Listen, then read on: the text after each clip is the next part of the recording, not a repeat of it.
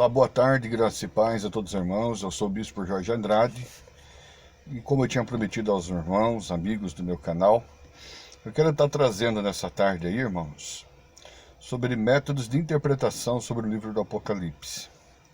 Uma questão de grande importância para os estudiosos da escatologia é o método de interpretação das escrituras proféticas.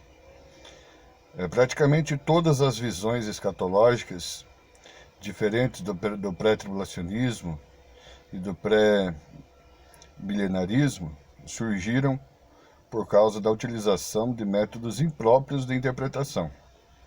Por causa desse grande problema que existe no meio teológico, é de suma importância explicar quais são os métodos de interpretação, sua origem e a forma correta de utilizá-los. Atualmente, a interpretação bíblica se divide basicamente em dois métodos de interpretação. O método literal, também conhecido como método histórico-gramatical, e o método alegórico, também chamado de método místico.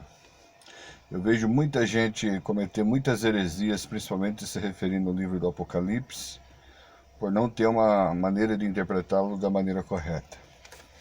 E por isso que nesse vídeo eu quero estar trabalhando aí sobre o melhor método de interpretação do livro do Apocalipse.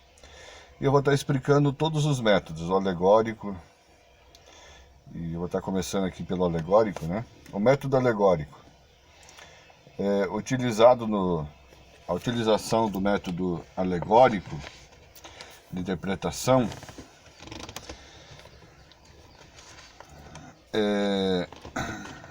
no cristianismo teve a sua origem no segundo século, na escola teológica da cidade de Alexandria, do Egito, através de teólogos como Orígenes. Seu nascimento se deu devido à forte influência helenista da região, que outrora foi capital do Império Ptolomaico, um dos impérios gregos sucessores de Alexandre o Grande.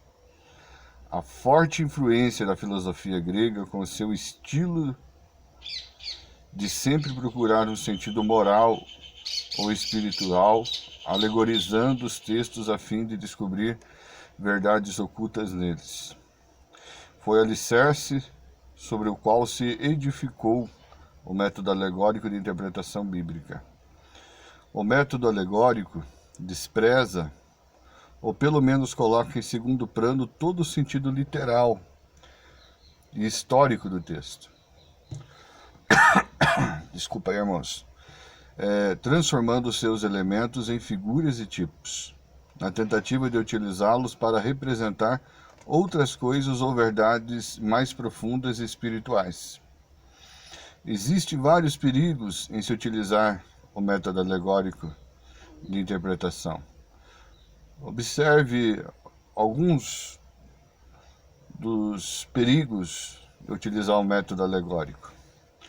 Os problemas do método alegórico. O primeiro problema do método alegórico ao se interpretar o livro do Apocalipse. Primeiro, o método alegórico despreza todo o sentido do texto e por isso dá ao intérprete poder para especular livremente, manipulando o texto ou inserido nele todo tipo de fantasia e absurdos, para lhe dar toda e qualquer interpretação que quiser ou desejar. Entendeu? Problemas do método alegórico. Primeiro, o método alegórico despreza todo o sentido do texto. Olha o problema do método alegórico. Ele despreza todo o sentido do texto e por isso dá ao intérprete da Bíblia poder para especular livremente, manipulando o texto ou inserindo nele todo tipo de fantasia e absurdos, para lhe dar toda e qualquer interpretação que quiser ou desejar. E nesse erro aí, irmão, muita gente já deu data, dizendo que Jesus ia vir no ano 2000. Os adventistas também falaram que William, que foi um dos fundadores do adventismo, junto com Ellen Goldwhite, e um grupo de estudo também falaram que Jesus ia vir em 1800 e se eu não me engano, 1845, e Jesus não veio. E já vi grandes e grandes absurdos sobre o livro do Apocalipse por a pessoa interpretar o livro do Apocalipse alegoricamente. Então esse é o primeiro erro, né? Do método alegórico, que no método alegórico dá para especular livremente, manipulando o texto, inserindo nele todo tipo de fantasias e absurdos. Então, esse é o grande perigo. O segundo problema do método alegórico. O segundo problema do método alegórico, devido à total flexibilidade da interpretação, que fica submissa à mente do intérprete, a fonte de autoridade para interpretar deixa de ser a Bíblia e passa a ser o próprio intérprete. De vez de ele cometer uma exegese bíblica, ele comete uma exegese. O que é a exegese? É você extrair informação do próprio texto pelas línguas hebraicas e gregas no estudo hermenêutico. Agora, a exegese é você colocar o teu raciocínio dentro do texto. E o método alegórico, ele abre espaço para isso. Então, devido à total flexibilidade da interpretação que fica submissa à mente do intérprete, a fonte de autoridade para interpretar deixa de ser a Bíblia e passa a ser o próprio intérprete. Isso torna a interpretação totalmente tendenciosa aos gostos e opiniões e posicionamentos teológicos do intérprete, tornando a interpretação parcial e desequilibrada. O terceiro problema do método alegórico: como não há meios de comprovar a exatidão da interpretação, já que todo o princípio de interpretação está na mente do intérprete, torna-se impossível questionar, debater e até mesmo negar a interpretação. Por isso, esse método acaba se tornando uma ferramenta nas mãos do intérprete para poder persuadir os seus ouvintes, falsamente provando a eles toda e qualquer doutrina que ele quiser provar. Isso é muito perigoso. Como observado acima, o método alegórico tira a autoridade das Escrituras e dá ao intérprete liberdade total para perverter o texto sagrado da forma que bem quiser. Além disso, impossibilita a comprovação da interpretação e por isso a torna inquestionável, atribuindo assim falsamente o valor de doutrina à interpretação. Os defensores do método alegórico de interpretação frequentemente utilizam trechos de Gálatas capítulo 4, versículo 21 a 31, para afirmar que o próprio apóstolo Paulo utilizou a interpretação alegórica e por isso deve ser aceita como método universal de interpretação bíblica.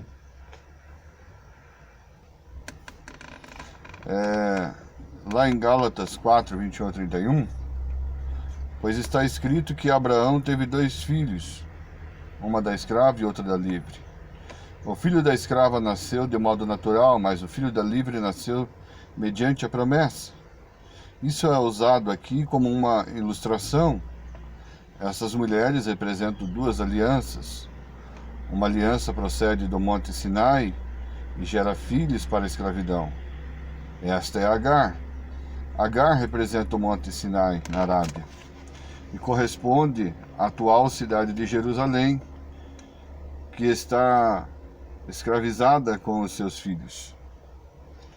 Mas a Jerusalém do Alto é livre e é a nossa mãe, pois está escrito: regozije-se, ó estéril, você que nunca teve um filho, grite de alegria, porque mais são os filhos da mulher abandonada do que os filhos da que tem marido. Vocês, irmãos, são filhos da promessa, como Isaque.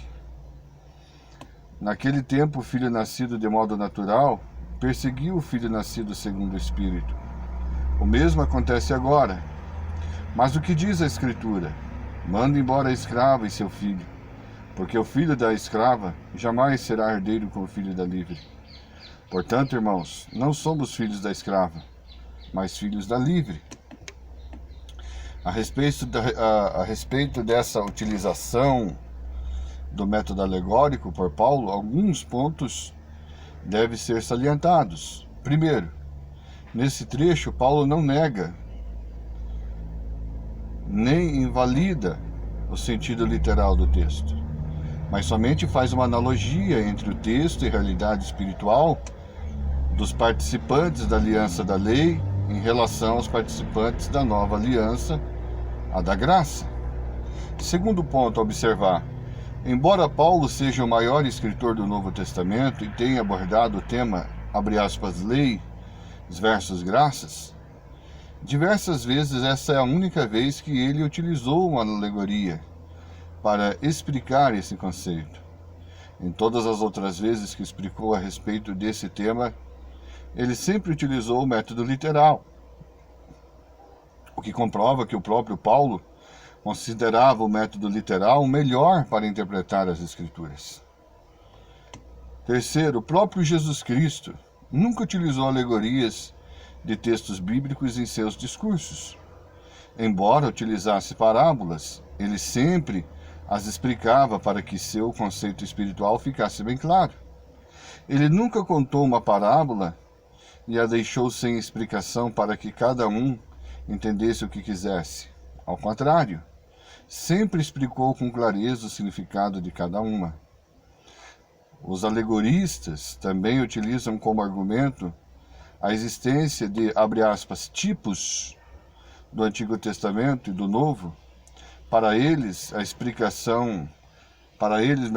aplicação tipológica que o Novo Testamento faz do Antigo é um argumento que valida o seu método. A esse respeito, geralmente se utilizam textos como 1 Coríntios, capítulo 10, versículo 5, segue o texto, que diz assim: porque não quero, irmãos, que vocês ignorem o fato de que todos os nossos antepassados estiveram sobre a nuvem, e todos passaram pelo mar, em Moisés. E todos eles foram batizados na nuvem e no mar. Todos comeram do mesmo alimento espiritual e beberam da mesma bebida espiritual, pois bebiam da rocha espiritual que os acompanhava, e essa rocha era Cristo. Contudo, Deus não se agradou da maioria deles. Por isso, seus corpos ficaram espalhados no deserto. Esse texto descreve a rocha como sendo, abre aspas, um tipo de Cristo, ou seja, uma forma de representação simbólica. Porém, observe a continuação do texto nos versículos 6 a 14 do mesmo capítulo. Diz assim: essas coisas ocorreram como exemplo para nós, para que não cobicemos coisas más como eles fizeram. Não sejamos idólatras, como alguns deles foram, conforme está escrito. O povo se assentou para comer e beber, e levantou-se para entregar a farra. Não pratiquemos imoralidade, como alguns deles fizeram, e num só dia morreram 23.000.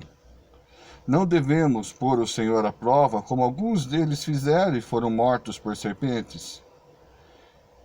E não se queixe, como alguns deles se queixaram e foram mortos pelo anjo destruidor. Essas coisas aconteceram a eles como exemplos e foram escritas como advertência para nós, sobre quem tem chegado o fim dos tempos. Assim, aquele que julga estar firme, cuide-se para que não caia. Olha que interessante, amados irmãos.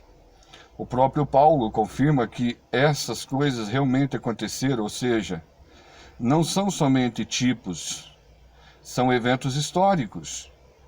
Porém, em nossos dias, eles nos servem de exemplo para que não erremos da mesma forma.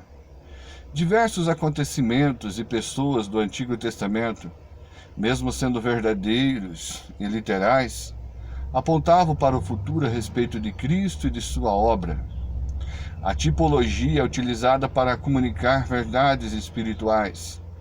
Como não estamos familiarizados com elas, a tipologia se utiliza de sistema que são verdadeiros no mundo físico e transfere esses conceitos ao mundo espiritual, para que assim possamos entender essas verdades no mundo espiritual. Esses, abre aspas, tipos não podem ser considerados interpretações alegóricas, pois a própria Bíblia os explica. Além disso, a interpretação de tipos e método alegórico de interpretação são duas coisas diferentes. A interpretação de tipos interpreta o Antigo Testamento literalmente, ou seja, utilizando o método literal. Depois disso, identifica os tipos e sua relação com o Novo Testamento, fazendo assim uma analogia. Entre esses tipos e as verdades do Novo Testamento, o tipo só é válido se houver um paralelismo literal entre o tipo e o seu antitipo. Então, sem a interpretação literal, a tipologia nem existiria, pois é ela realizada através da analogia de textos literais do Antigo como verdades espirituais do Novo. Se o intérprete alegorizar o tipo, nunca conseguirá interpretar o texto corretamente, pois a tipologia só é válida quando os conceitos do mundo físico encontrados no tipo são transferidos literalmente para o mundo espiritual. Isso requer o uso da interpretação literal, sendo impossível a sua correta interpretação através do método alegórico. Vale a pena repetir: interpretar uma alegoria é completamente diferente de alegorizar um texto literal. Então podemos concluir que o uso de tipo não torna a interpretação alegórica válida. Agora veja bem, por outro lado, amados ouvintes e telespectadores do meu canal Semeador, o método literal. Esse método é muito mais antigo que o alegórico, sendo que os judeus do Antigo Testamento já o utilizavam. Com relação ao cristianismo, o lugar onde esse método se desenvolveu mais foi a escola teológica de Antioquia, na Palestina, fundada através do trabalho missionário do apóstolo Paulo e de Barnabé, conforme registrado em Atos dos Apóstolos, capítulo 11, versículo 19 a 25. A grande aceitação desse método se deve à influência judaica nos cristãos dessa região. O método literal é aquele que dá às palavras o sentido que elas têm em seu uso comum e cotidiano, atribuindo a elas o sentido óbvio, sem tentar buscar outras interpretações além da análise gramatical básica e corriqueira do texto. Os judeus eram extremamente literais, interpretavam os textos do Antigo Testamento de forma totalmente literal. Tão literal que, quanto à lei, chegava a ser exagerados nesse literalismo. Jesus condenou esse literalismo extremado dos fariseus e mostrou que por trás de toda a lei havia conceitos espirituais que explicavam o porquê daquela lei. Isso ficou claro quando ele mostrou que todo o conceito espiritual e moral, não só dos 10 mandamentos, mas também de toda a lei, se resume em 2 mandamentos. Conforme Lucas 10, 27, que diz: ame ao Senhor, o seu Deus, de todo o seu coração e de toda a sua alma, e de todas as suas forças, e de todo o seu entendimento, e ame o seu próximo como a si mesmo. Lucas 10, 27. Por causa desse literalismo extremado dos judeus, ter se tornado uma das suas características mais fortes, alguns cristãos, numa tentativa de definir uma separação formal entre os judeus e os cristãos, começaram a aderir ao estilo alegórico de interpretação, pois este era comum na cultura grega. Helenismo, amplamente difundida nas terras do Império Romano e por isso de fácil aceitação. Interessante, ouvinte, você observar que alguns grupos cristãos aderiram ao método alegórico Não porque este seja o melhor que o literal, mas sim para diferenciar o cristianismo do judaísmo e também para que o cristianismo tivesse uma maior aceitação na sociedade profundamente helenizada do Império Romano. Alguns argumentos a favor do método literal. Observe bem. Ao contrário do método alegórico, que tem vários riscos e problemas em seu uso, o método literal tem vários pontos ao seu favor. A soma desses argumentos é mais do que suficiente para sancionar o método literal, como sendo o método principal e universal, generalizadamente, o correto de interpretação das Escrituras. Observe, primeiro, Deus inspirou homens a escrever a Sagrada Escritura. Nesse processo de inspiração, o Espírito Santo utilizou a linguagem, abre aspas, entenda a linguagem aqui, como representação de um pensamento e não somente como, abre aspas, som, para se comunicar com o escritor. Essa linguagem é formada pela sequência de palavras ordenadas através da gramática correta e serve para transmitir o pensamento e a informação revelada pelo Espírito Santo. Portanto, o princípio de toda exegese bíblica é a análise gramatical e literal das palavras, sendo essas bases do método literal, ou seja, a base de toda exegese bíblica é literal. Veja outro ponto, irmãos, interessante sobre o método literal. Segundo, somente esse método literal não é sujeito à imaginação do intérprete e, por isso, não é influenciado pelos desvaneios e especulações do mesmo. Terceiro ponto a favor do método literal. De toda a Bíblia, cerca de 80% do seu conteúdo pode ser interpretado satisfatoriamente por meio da utilização desse método. De toda a Bíblia, cerca de 80% do seu conteúdo pode ser interpretado satisfatoriamente por meio da utilização desse método. Quarto ponto.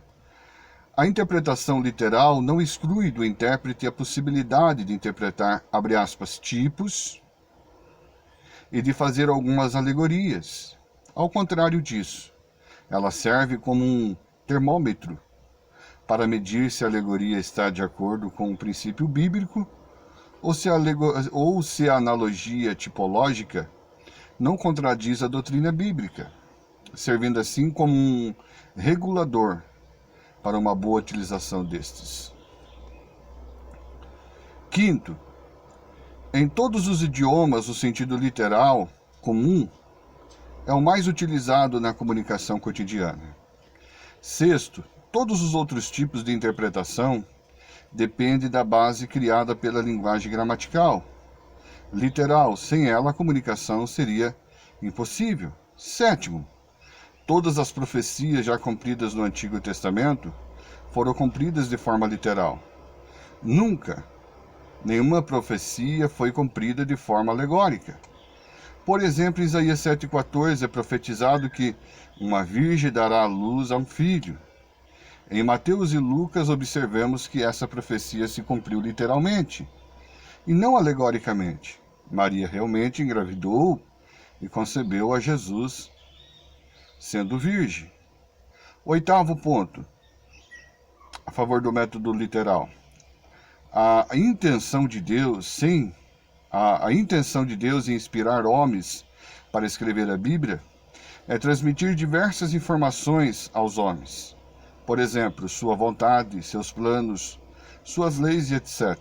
O único método de transmitir essa informação de forma exata para quem a receba, entenda perfeitamente qual era a informação original. É a transmissão através do método literal. Isso indica que a intenção de Deus através da Bíblia é se comunicar com o homem através do método literal. Por que preferir o método literal? Primeiro, é baseado em fatos e expõe informações de forma objetiva. Segundo, não é sujeito a múltiplas interpretações, estabelecendo dessa forma um padrão correto da informação doutrinária. Terceiro, pode ser comparado com outros textos bíblicos, a fim de averiguar a canonicidade, conformidade com a doutrina bíblica da interpretação.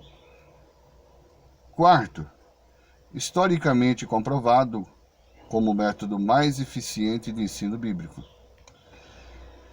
Quando a interpretação literal não fizer sentido, existem casos onde a interpretação literal de um texto bíblico não faz sentido. Esses casos geralmente são metáforas e expressões populares ou textos proféticos revelados através de símbolos. Primeiro caso, metáforas ou ditados. Metáforas ou ditados. Expressões como, abre aspas, esse é o Cordeiro de Deus que tira o pecado do mundo. Segundo, abre aspas, toda a carne se perverteu em seus caminhos. Não fazem nenhum sentido se interpretadas literalmente. Nesse caso, deve-se recorrer à cultura local e histórica, a fim de descobrir o real significado da expressão. Terceiro, textos proféticos e simbólicos. Comumente, textos proféticos encontrados em livros como Daniel, Ezequiel, Zacarias e Apocalipse, em outros possuem simbolismo, que não podem ser interpretados literalmente. O princípio básico da exegese bíblica é que as Sagradas Escrituras se interpretam por si mesmo. Isso significa que quando é encontrado na Bíblia, um texto que isoladamente é incompreensível deve-se identificar os seus símbolos ou o seu tema e buscar em outras partes da Bíblia, de preferência inicialmente no mesmo livro. E caso não encontre a simbologia em outros livros da Bíblia, trechos que contêm explicações desses símbolos, observe um exemplo onde esse recurso é utilizado para interpretar passagens proféticas. Em Daniel, capítulo 7, versículo 2 e 3, em minha visão à noite, eu vi os 4 ventos do céu agitando o grande mar. 4 grandes animais diferentes um dos outros subiram do mar. Somente através do texto de Daniel, não temos a informação suficiente para poder interpretar o que significa esse, abre aspas, mar. Nesse caso, é necessário procurar em algum lugar na Bíblia onde se fala a respeito de um animal sair do mar. Em Apocalipse 13, versículo 1, diz, e vi uma besta que saía do mar, tinha 10 chifres e 7 cabeças, 10 coroas, uma sobre cada chifre, e cada cabeça um nome de blasfêmia. Após ter encontrado outra referência desse mesmo tema, deve-se buscar no livro a explicação do que significa essa simbologia. Mar, mares, água, agitados, etc. Então o anjo me disse, por que você está admirado? Eu lhe explicarei o mistério da mulher, da besta sobre a qual ela está montada, e que tem as 7 cabeças e 10 chifres. Então o anjo me disse, as águas que você viu, onde está assentada a prostituta, são povos, multidões, nações e línguas. Quando você tem dificuldade num texto bíblico, que não tem muita lucidez, qual que é a maneira correta de você interpretar? Um texto difícil, você procura textos mais fáceis. Por exemplo, a pinotisa de Endor, que o rei Saul foi consultar. Ali, mas é Samuel. Mas daí você vai ver na Bíblia que Deus proíbe consultar os mortos. Deus proíbe a feitiçaria. Em Hebreus 9:27, o homem está designado morrer uma só vez e depois disso o juízo. Então não tem como Saul ter conversado com o próprio Samuel. Já cai por terra essa interpretação. E aqui, as águas que você vê lá em Daniel, lá em Apocalipse 17:15, você vai ver que águas são povos, nações e línguas. E a besta se refere ao próprio anticristo. Através da explicação dos textos de Apocalipse, podemos interpretar o que significa mar na profecia de Daniel. A simbologia profética de, abre aspas, mar, mares, águas agitadas, etc., significam as nações gentílicas, com seus diversos povos e línguas. Outra simbologia bíblica que geralmente é mal interpretada está em Apocalipse 19, versículo 11 ao 15. Segue o texto. Vi os céus abertos e diante de mim um cavalo branco, cujo cavaleiro se chama Fiel e Verdadeiro. Ele julga e guerreia com justiça. Está vestido com um manto tingido de sangue. O seu nome é Palavra de Deus. De sua boca sai uma espada afiada. Observe bem, está vestido com um manto tingido de sangue. Observe bem também uma espada afiada, com a qual ferirá as nações. Ele as governará com cetro de ferro. Ele pisa o lagar do vinho do furor da ira do Deus Todo-Poderoso. Ao ler isoladamente esse texto, os leitores geralmente interpretam este sangue que manchou a roupa do Messias como sendo o seu próprio sangue, derramado na cruz. Mas essa interpretação está errada. Lembre-se, sempre devemos interpretar uma simbologia bíblica utilizando a explicação de outro texto bíblico. Agora leia abaixo, na sua Bíblia, Isaías 63, versículo 1 ao 6, que explica de quem é esse sangue. Isaías 63, versículo 1 ao 6, diz assim, ó: quem é aquele que vem de Edom, que vem de Bósra, com as roupas tingidas de vermelho? Quem é aquele que, num manto de esplendor, avança passos largos na grandeza da sua força? Sou eu, que falo com retidão, poderoso para salvar, porque tuas roupas estão vermelhas, como as de quem pisa uvas no lagar. Sozinho pisei as uvas do lagar das nações. Ninguém esteve comigo. Eu as pisoteei na minha ira e as pisei na minha indignação. O sangue delas respingou na minha roupa. Eu manchei toda a minha veste, pois o dia da vingança estava no meu coração. E chegou o ano da minha redenção. Na minha ira pisoteei as nações. Na minha indignação eu as embebedei e derramei na terra o sangue delas. Através da explicação contida em Isaías 63, versículo 1 ao 6, facilmente podemos entender que o sangue que manchou a roupa do Messias em sua vinda não é dele mesmo, mas sim o sangue de seus inimigos, que serão destruídos pessoalmente pelo Messias em sua segunda vinda, a parousia de Cristo. A Bíblia contém muitos elementos de simbologia. Para interpretá-los corretamente é necessário aprendê-los através de outras passagens da própria Bíblia. Esse princípio de exegese não se limita à interpretação de profecias e simbologias, mas pode ser utilizado para entender melhor todo e qualquer assunto encontrado em passagens bíblicas.